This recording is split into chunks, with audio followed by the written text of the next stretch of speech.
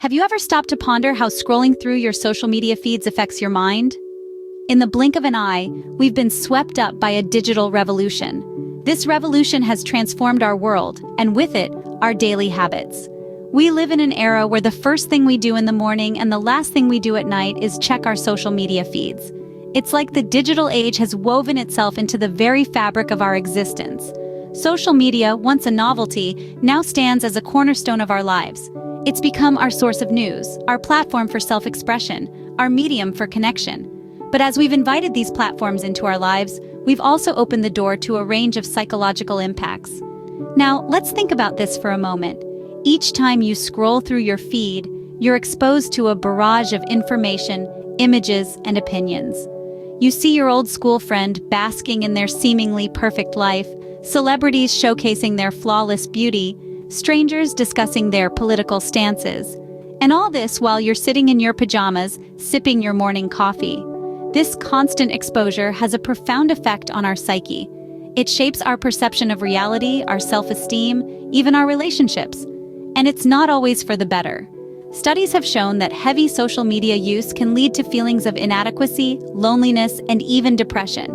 But it's not all doom and gloom. Social media can also be a source of inspiration, a tool for social change, a platform for positive interaction. It's all about how we use it and how we let it impact us. Now imagine the impact when this becomes a daily ritual. It's time we delve deeper. Consider Jane, an average social media user who spends about 3 hours per day on various platforms. Jane, like many of us, absorbs a daily stream of carefully curated images and stories, each one a shiny highlight reel of someone else's life. It's a parade of perfect vacations, flawless selfies, dream jobs, and idyllic relationships. It's only human for Jane to compare her behind the scenes with these public broadcasts. But here's the twist. This constant comparison, this relentless exposure to the best parts of others' lives, can subtly erode Jane's self-esteem. She starts to question her own worth, her own achievements, her own life.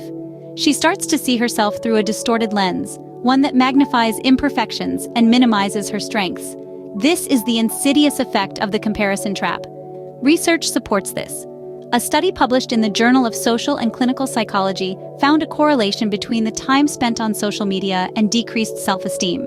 Participants who spent more time on social media reported feeling less confident, less worthy.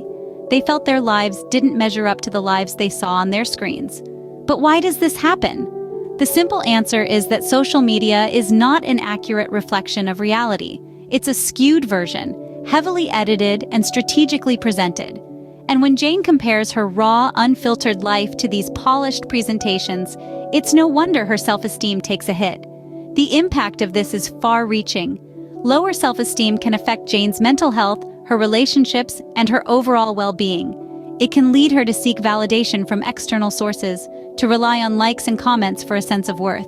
It's a precarious and unhealthy cycle, one that's all too easy to fall into in our digital age. So what's the solution?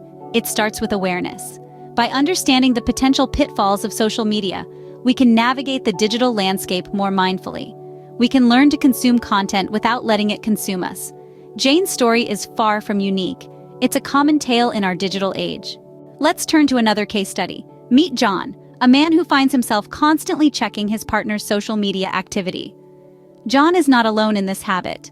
The digital era has brought about a new dimension in relationships, where the lines between private and public are blurred. The constant updates, the never-ending stream of photos, the instant messages, they all contribute to a sense of transparency, but also a sense of intrusion. John's story is a reflection of how social media can influence trust and communication in relationships. He finds himself incessantly scrolling through his partner's feed, analyzing every post, every like, every comment. This behavior, while it might seem harmless on the surface, can lead to feelings of insecurity, mistrust, and jealousy. And it's not just John. Studies are now showing a correlation between excessive social media use and relationship issues.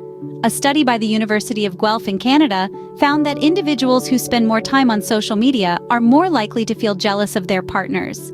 Another study from the University of Missouri-Columbia found that active Twitter users are more likely to experience Twitter-related conflict with their romantic partners, which could lead to infidelity, breakup, and divorce. But why does this happen? It's the paradox of social media. On one hand, it allows us to connect with others, sharing moments and experiences. On the other hand, it can create a false sense of intimacy, where we feel we know someone based on their online persona, leading to unrealistic expectations and misunderstandings. We also tend to compare our relationships with those we see online, often idealized and carefully curated, which can lead to dissatisfaction and doubt in our own relationships. Not to mention, the time spent on social media takes away from the time spent nurturing our real-life relationships. John's story illustrates how our online actions can spill over into our real-life relationships. We need to be mindful of our social media habits, understanding its potential impact on our relationships, and strive for a balance between our online and offline lives. Now let's look at Sarah, a young woman who experiences anxiety whenever she's not online. Sarah has a common phenomenon known as FOMO, or fear of missing out. It's that nagging worry that there's something happening out there in the world, perhaps on social media, that she's not a part of. This fear keeps her glued to her devices, constantly checking her feeds, and feeling anxious when she can't. And she's not alone. This sense of FOMO has been amplified in the digital age, where everyone's highlights are on display 24/7. It's like being at a party, but instead of enjoying the event, you're constantly worried about what's happening at the other parties you didn't attend. And that's just not healthy. Research supports this.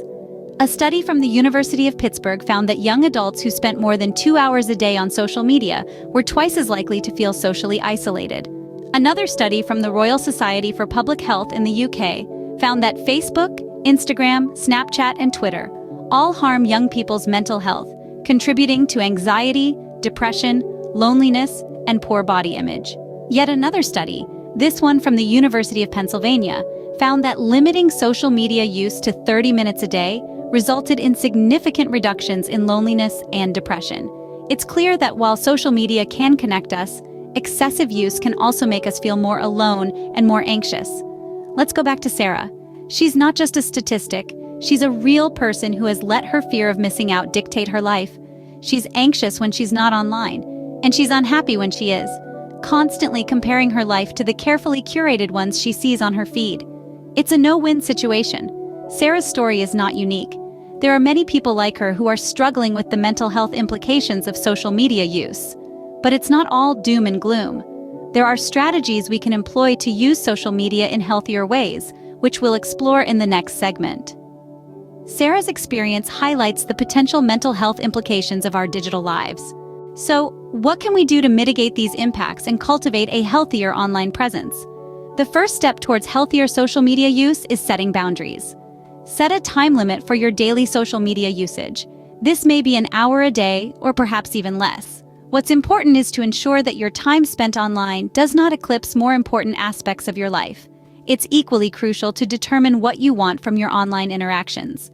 If you're seeking validation or approval, it might be time to reassess your approach. Next, consider introducing a digital detox into your routine. This doesn't necessarily mean going completely offline for weeks at a time, although if that appeals to you, by all means, give it a try. A digital detox could be as simple as taking a day off each week from social media, or setting aside specific times during the day where you put your devices away. The aim here is to give your mind a break from the constant influx of information and stimuli. Mindful consumption is another key strategy. Just as you would be mindful of what you eat, be mindful of what you consume online. Is the content enriching your life, or is it causing you stress or anxiety? Be selective about who you follow and what kind of content you engage with.